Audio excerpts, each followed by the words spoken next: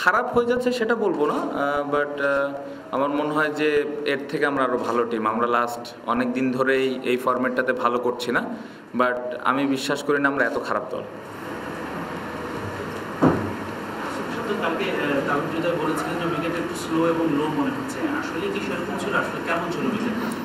একটু স্লো ছিল আমরা যখন ব্যাটিং করেছি, বাট উইকেট আমার মনে হয় খুব ভালো উইকেটই ছিল, খুব বেশি যে অনেক স্লো ছিল তা না। আমরা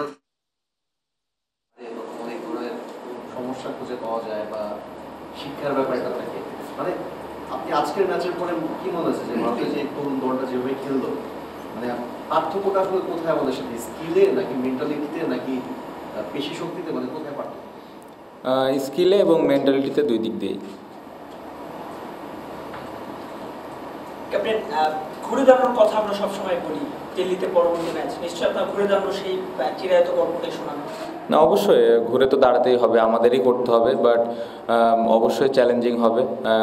আমাদের কিভাবে আমরা নেক্সট ম্যাচটা কামব্যাক করতে পারি এটা খুবই ইম্পর্ট্যান্ট, বাট আমার মনে হয় যে রেসপন্সিবিলিটিসটা প্রত্যেকটা প্লেয়ারকে নিতে হবে।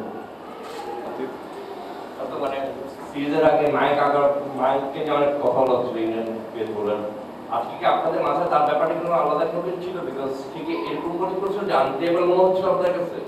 জি না, এরকম মনে হয়নি, কারণ আমাদের টিমেও বেশ জোরে বোলার আছে। এখন আমরা নেটে কিন্তু ফেস করি মোটামুটি কাছাকাছি টাইপের পেস বোলার আছে, সো খুব বেশি একটা ওই বোলারকে নিয়ে চিন্তা কোনো ব্যাটসম্যান করেনি।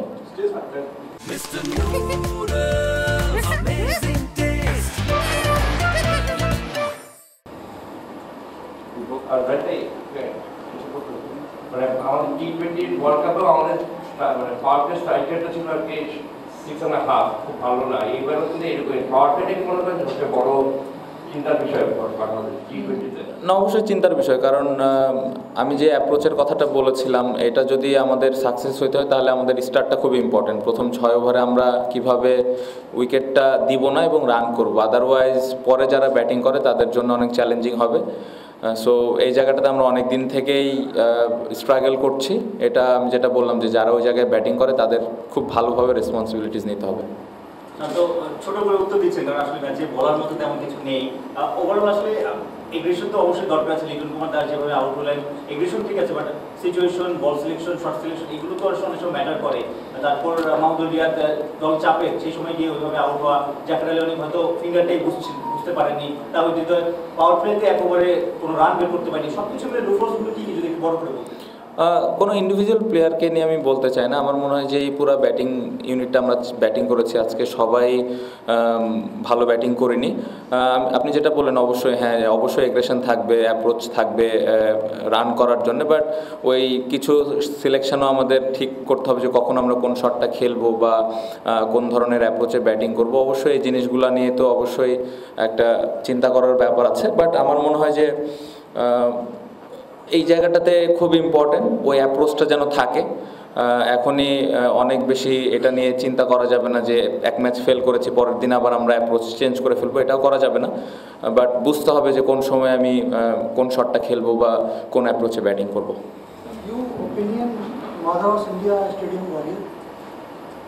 স্টেডিয়াম সম্পর্কে very good environment. I think looks very nice. Crowd are very supportive. Wicket looks good, so very happy to play here. তো আপনাদের লাস্ট টি20 ওয়ার্ল্ড কাপ টিমের পক্ষ থেকে এখানে দুইটা মেজর চেঞ্জ, ওপেনিং এ লিটনের পার্টনার চেঞ্জ হয়েছে আর সাকিবের জায়গায় মিরাজ এসেছে। এই দুইটার ইনক্লুশনটা তাদের কাছ থেকে আপনার মানে আউটপুটটা কতটা পেলেন, এক্সপেকটেশন মিট করলো কিনা এটা নিয়ে এখন বলা মুশকিল, মাত্র একটা ম্যাচ হলো। সো এই কোশ্চেনের অ্যান্সারটা আমার মনে হয় 10টা-15টা ম্যাচ গেলে আসলে আমি ক্লিয়ার একটা ফিডব্যাক দিতে পারবো। আপনি বললেন যে আপনারা যখন ব্যাটিং করছিলেন উইকেট খানিকটা স্লো ছিল, এরপরও 7 ওভারের মধ্যে 4টা উইকেট চলে গেছে, অ্যাটাকিং অ্যাপ্রোচের জন্যই গেছে। শুরুর দিকে আপনারা একটু মানিয়ে নিতে বেশি সময় ক্ষেপণ করেছেন কিনা? শুরুর দিকে বেশি অ্যাটাকিং করতে গিয়ে উইকেট বেশি গেছে? না না, আমি যেটা বললাম যে উইকেটটা স্লো অ্যান্ড লো ছিল ওরকম ছিল না, খুবই সামান্য, বাট এটা অ্যাডজাস্টেবল। উইকেট ভালো উইকেটই ছিল। আর্লি অনেক উইকেট পড়ে গেছে। আমার মনে হয় যে টি-20 খেলায় এই ধরনের উইকেটে পাওয়ার প্লেতে একটা দুইটার বেশি উইকেট পড়ে গেলে পরে আসলে পরের ব্যাটসম্যানদের জন্য অনেক ডিফিকাল্ট হয়। সো আমার কাছে প্রধান এবং মূল কারণটা মনে হয় যে টপ অর্ডারে আমাদের প্রথম 6 ওভারের উইকেট লসটা বেশি হয়ে গেছে। Last two questions, sir. What a strategy next to match?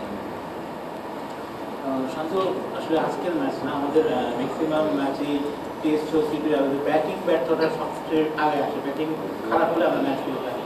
আসলে এই ব্যাটিংয়ে কি আপনি স্কিলকে দৌড়ে দিবেন, নাকি আমাদের মানসিকতাকে দৌড়ে দিবেন, নাকি আমরা আসলে প্রপার ব্যাটিংয়ে যে ব্যাটিংয়ে অন্য ওরা করে যে ব্যাটিংটা করে সেই স্কিলটা আমাদের নেই, সেই সামর্থ্যটা আমাদের নেই? সামর্থ্য আছে, সামর্থ্য অবশ্যই আছে, এটা আমি বিশ্বাস করি, বাট স্কিলের ইমপ্রুভমেন্টের অনেক জায়গা আছে। বাট এই ইমপ্রুভমেন্টটা কীভাবে হবে, কারণ আপনি যদি দেখেন লাস্ট 10 বছর ধরে আমরা এরকমই ব্যাটিং করি, মাঝে মধ্যে হয়তো ভালো ব্যাটিং হচ্ছে। সো এটার জন্য আমাদের হয়তো হোমে যখন আমরা প্র্যাকটিস করি উইকেটের পরিবর্তন কিছু না কিছু একটা জায়গায় পরিবর্তন আনতে হবে, কারণ আমরা যখন হোমে খেলি কিন্তু 140-50-এরই উইকেট হয়। সো ব্যাটসম্যানরা ওইটা জানে কীভাবে করতে হবে, বাট ব্যাটসম্যানরা ওইটা জানে না কীভাবে 180 করা যাবে। সো ওই ধরনের উইকেটে হয়তো আমাদের প্র্যাকটিস করলে আমাদের আরেকটু ইমপ্রুভমেন্ট হবে। বাট আমি উইকেটের শুধু দোষ দিব না, এখানে পাশাপাশি মেন্টালও অনেক ব্যাপার থাকে, স্কিলেরও অনেক ব্যাপার থাকে। শেষ। What a strategy next to match? Play positive cricket, looking for the win, but it is going to be challenging, but I believe we are better than this team. Is there anything in your mind about Mayank Yadav? He was not that good that he was in IPL, but you guys played him like he was unplayable. No, not like that. I think he's a good bowler, but we have some quality pace bowler as well. We are facing in the net, so we are not that much uncomfortable to face him. So we are not thinking about him too much, but he's a good bowler.